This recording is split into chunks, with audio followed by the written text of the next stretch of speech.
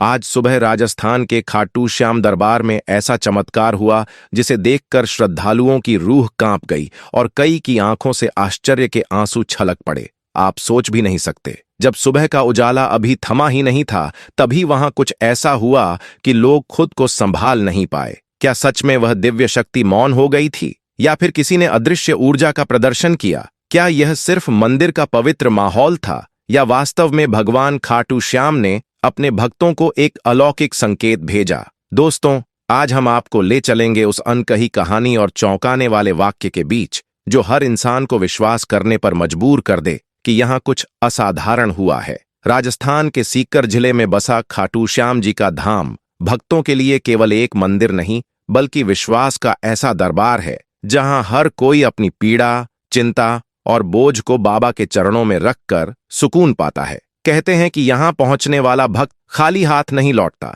साल दर साल लाखों लोग अपनी मनोकामनाएं लेकर इस पावन स्थल की ओर खींचे चले आते हैं। लेकिन आज की सुबह कुछ खास थी। मंदिर के कलशों पर पड़ती सुनहरी किरणें, घंटियों की मधुर ध्वनि और चारों ओर गूंजता श्याम बाबा की जय का उद्घोष। इस माहौल ने श्रद्धालुओं को एक अलग ही ऊर्जा से भर दिया। भीड़ उमड़ पड़ी थी क्योंकि आरती का समय नजदीक आ चुका था। यही से शुरू होती है एक कहानी, एक छोटे से गांव बेलकुंडा की। साल था 1974 जब इस गांव में दिव्यांश नाम के बच्चे ने जन्म लिया। उनके पिता एक साधारण किसान थे, परंतु श्याम बाबा में अटूट आस्था रखते थे। बचपन में ही दिव्यांश को तेज बुखार ने जकड़ लिया था। गांव के वैद्य और डॉक्टर हार मान चुके थे, लेकिन पिता ने बाबा से मन्नत मांगी और उसी पल से दिव्यांश के जीवन में एक मोड़ आ गया। बीमारी तो ठीक हो ही गई, साथ ही उनके दिल में बाबा के प्रति ऐसा विश्वास जड़ पकड़ गया जो जीवन भर अडिग रहा।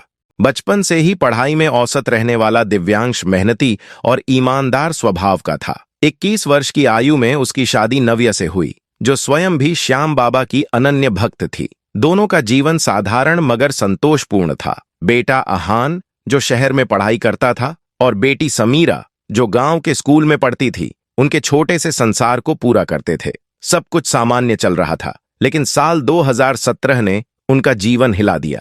गांव में भयंकर सूखा पड़ा, फसलें पूरी तरह नष्ट हो गईं और कर्ज का बोझ बढ़ता चला गया। निराशा से भरे दिव्यांश ने बाबा श्याम के दरबार में प्रार्थना की। अगले ही वर्ष जब खेतों में हरी भरी फसलें लहलहाईं और कर्ज उतर गया तो उसने पूरे गांव के सामने कहा, ये सब बाबा की कृपा है। लेकिन किस्मत यहीं नहीं रुकी। कुछ ही समय बाद एक हादसे में नव्या का निधन हो गया। यह दिव्यांश के लिए सबसे बड़ा आघात था। वह टूट चुका था, मगर बाबा की भक्ति ही उसका संबल बनी। बच्चों की परवरिश और आस्था ही उसके जीवन का आधार रह गई। सुबह शाम वह बाबा की तस्वीर के सामने भजन गाता और अक्सर कहता, अगर बाबा हैं तो मैं हूं, वरना कुछ भी नहीं। गांव वाले उसकी श्रद्धा को अंधविश्वास या पागलपन कहते, लेकिन दिव्यांश को परवाह न थी। उसके लिए तो खाटू श्याम धाम ही जीवन का केंद्र था, क्योंकि वह मानता था यहां आने वाला कभी खाली हाथ नहीं लौटता। फिर एक और परीक्षा सामने आई। करीब 3 साल पहले उसे पता चला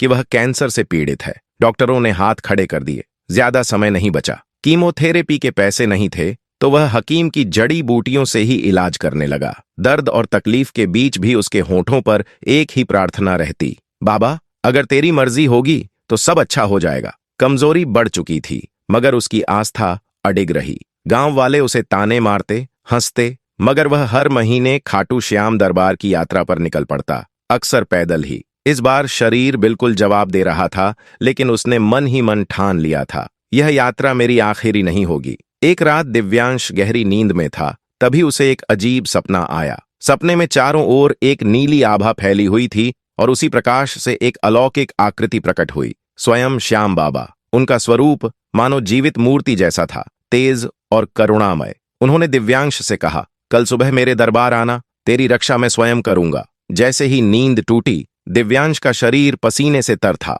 मन में उलझन थी, पर दिल में एक अनकहा भरोसा जग चुका था। अगली सुबह वह बिना देर किए बस पकड़कर खाटू की ओर रवाना हो गया। रास्ते भर उसे ऐसा महसूस हो रहा था जैसे कोई अदृश्य शक्ति उसके साथ कदम से कदम मिलाकर चल रही हो। हवा में चंदन जैसी मिठास थी जो उसकी थकान मिटा रही थी।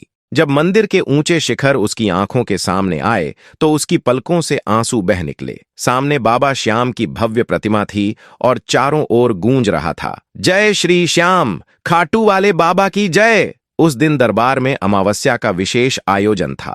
हजारों भक्त दूर दराज से पहुंचे थे। दिव्यांश भी उसी भीड़ में कतार में खड़ा था। उसके बगल में एक परिवार खड़ा था, एक वृद्ध दंपत्ति और उनकी बहू। वृद्ध का नाम सिद्धार्थ था, जो पिछले 6 महीनों से लकवाग्रस्त थे। बहू तन्वी आंखों में आंसू लिए बार बार कह रही थी, हे बाबा, अगर तू नहीं बचाएगा तो और कौन करेगा। दिव्यांश ने उन्हें सांत्वना दी और अपना संघर्ष साझा किया। ऐसा लगा मानो सबका दर्द एक दूसरे में घुल मिल गया हो। तभी मंदिर में आरती का समय आ पहुंचा। घंटियां बजने लगीं, दीपक जलाए गए और भजन की धुन पूरे वातावरण में गूंज उठी। श्याम धनी, तेरी महिमा अपरंपार है। दिव्यांश ने आंखें बंद कर मन ही मन बाबा से प्रार्थना की। उसी क्षण उसे लगा जैसे किसी ने उसके कंधे पर हल्का सा हाथ रखा हो। उसने तुरंत आंखें खोलीं, लेकिन वहां कोई नहीं था। उसका दिल धड़क उठा, जैसे कोई संकेत मिल रहा हो। आरती के समापन के ठीक बाद अचानक मंदिर परिसर में हलचल मच गई। मुख्य हॉल में जहां विशाल प्रतिमा स्थापित थी, वहां छत से लटका एक बड़ा झूमर जोरदार आवाज के साथ टूटकर नीचे गिरने लगा। झूमर तेजी से नीचे आ रहा था, सीधे दिव्यांश और उस परिवार की ओर। कुछ ही पल में हादसा होना तय था। हॉल में भगदड़ मच गई। लोग इधर उधर भागने लगे। किसी की चीख तो किसी की पुकार गूंज रही थी। तन्वी घबराहट में जोर से चीख पड़ी, लेकिन दिव्यांश वहीं खड़ा रहा। उसकी आंखें मूर्ति पर टिकी थीं और मन के भीतर केवल एक ही पुकार थी, बाबा, अब सब तुझ पर है। और तभी समय जैसे ठहर गया। गिरता हुआ झूमर अचानक बीच हवा में रुक गया। ऐसा लग रहा था मानो किसी अनदेखी शक्ति ने उसे थाम लिया हो।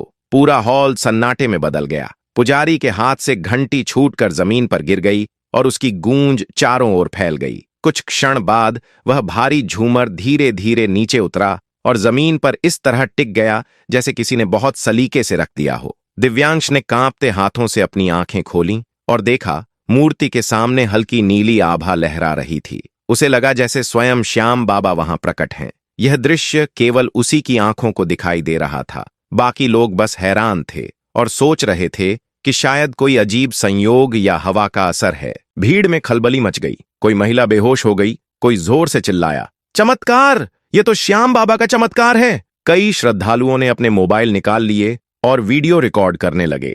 दिव्यांश का शरीर थरथरा रहा था, मगर चेहरे पर गहरी शांति और आस्था की चमक थी। वह वहीं घुटनों के बल बैठ गया और भावुक स्वर में बोला, बाबा, तू सचमुच यहां है। पुजारी भागते हुए आए और श्रद्धालुओं से बोले, बाबा की ऐसी लीला पहले कभी नहीं देखी गई। यह उनकी अनुकंपा का प्रत्यक्ष प्रमाण है। बाद में जब इंजीनियरों ने जांच की तो यह साफ हुआ कि झूमर की चैन बहुत पुरानी और जंग लगी थी। लेकिन तकनीकी विशेषज्ञों ने भी माना, गिरता हुआ झूमर बीच हवा में रुक नहीं सकता। यह विज्ञान की परिभाषा से परे है। अब पूरा दरबार एक ही स्वर में गूंज रहा था, श्याम बाबा की जय। भीड़ दिव्यांश के चारों ओर जमा हो गई। लोग बार बार पूछने लगे, तुमने क्या देखा? तुम्हें क्या अनुभव हुआ? दिव्यांश ने हकलाते हुए अपना सपना और उस पल की अनुभूति बताई। इसी बीच उसकी नजर सिद्धार्थ पर पड़ी। महीनों से लकवाग्रस्त वह वृद्ध, जो मुश्किल से हिल पाते थे, धीरे धीरे अपने पैरों पर खड़े हो गए। उनका शरीर कांप रहा था,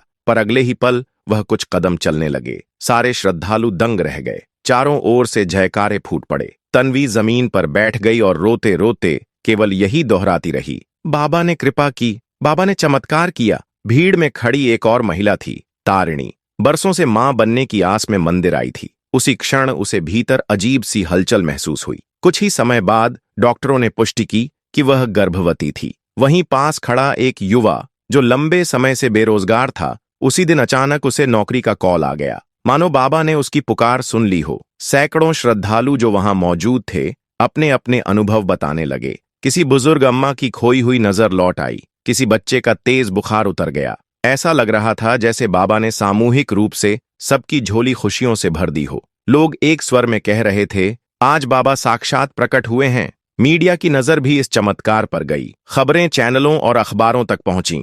वैज्ञानिकों और इंजीनियरों ने जांच की। टूटी हुई चैन तो सबको दिखी, लेकिन झूमर का अचानक रुक जाना उनके लिए समझ से बाहर था। एक फिजिसिस्ट ने कहा, यह ग्रेविटी के नियम के खिलाफ है, शायद कोई मैग्नेटिक फील्ड। लेकिन भक्त मुस्कुराकर बोले, ये श्याम बाबा का ही फील्ड है। पुलिस ने अपनी रिपोर्ट में लिखा अनएक्सप्लेन्ड इवेंट, लेकिन कोई हादसा नहीं हुआ। मंदिर कमेटी ने विशेष पूजा कर बाबा का आभार व्यक्त किया। उस रात घर लौटते समय दिव्यांश खुद को बदला हुआ महसूस कर रहा था। अब वह सिर्फ एक भक्त नहीं बल्कि भक्ति का संदेशवाहक बन चुका था। धीरे धीरे उसके गांव बेलकुंडा में भजन कीर्तन शुरू हो गए। लोग दूर दूर से आने लगे और अपने अनुभव साझा करने लगे। समय बीता, लेकिन उस दिन का असर हर दिल पर बना रहा। आहान ने पढ़ाई पूरी कर अच्छी नौकरी पाई। समीरा का विवाह शुभ वातावरण में हुआ। दिव्यांश खेतीबाड़ी करते हुए भी रोज कहता, भक्ति में ही शक्ति है। बाबा हमेशा अपने भक्तों की सुनते हैं। यह घटना सबको यही सीख दे गई। विश्वास अटल हो तो चमत्कार जरूर होते हैं। दुख चाहे कितने बड़े क्यों न हो, ईश्वर हर बार अपने भक्त की ढाल बन जाते हैं। अगर आपको यह चमत्कारिक कहानी पसंद आई हो तो इसे लाइक जरूर करें। इसे अपने दोस्तों और परिवार के साथ शेयर करें ताकि और लोग भी इस भक्ति का संदेश सुन सकें। और हाँ, हमारे चैनल को सब्सक्राइब करना न भूलें ताकि ऐसी और प्रेरणादायक कहानियां आप तक सबसे पहले पहुंचें।